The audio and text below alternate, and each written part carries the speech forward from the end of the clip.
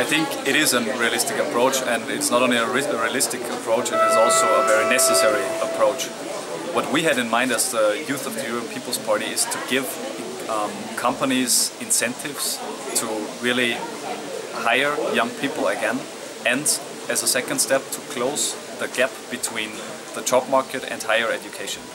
The first approach is to lower taxes in order to make it more attractive for companies to hire young people. And the second, as I said, is closing the gap by implementing traineeships and apprenticeships and trainings as an obligatory part of the national curricula of the university. This is our approach. We don't want to spend millions and millions into social funds, but we want to give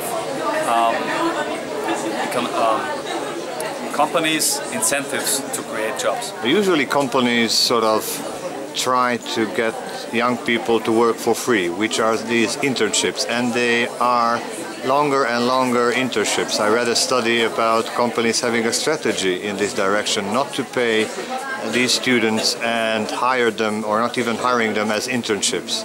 Is this a European trend? It is a problem, but I see in my country, in Austria, we have been facing these problems. Internships are no longer unpaid, which has advantages but also disadvantages, because if companies have to pay internships, then it can of course lead to the fact that they simply do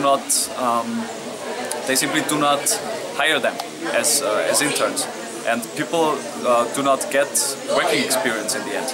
So this is the negative aspect, but the positive, if companies are still willing to provide internships, then people get money. This cannot be, as you said, a long-term perspective, because internships are only there to gain working experience as a first step of really then entering the job market.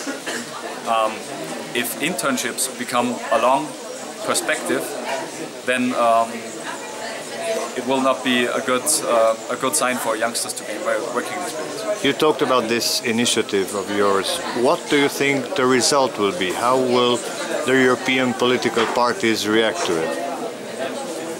I think the first impression we got is that political leaders are very open to our proposals, but of course, I mentioned it before in my speech, it is up to the national leaders to really implement these measures. We can spend lots of time talking on a European level, but if the national leaders do not meet our requirements and do not implement our proposals, then it will be for nonsense. So we have to be very persuasive and convince them that these policies are the ones who fight youth unemployment in a good way.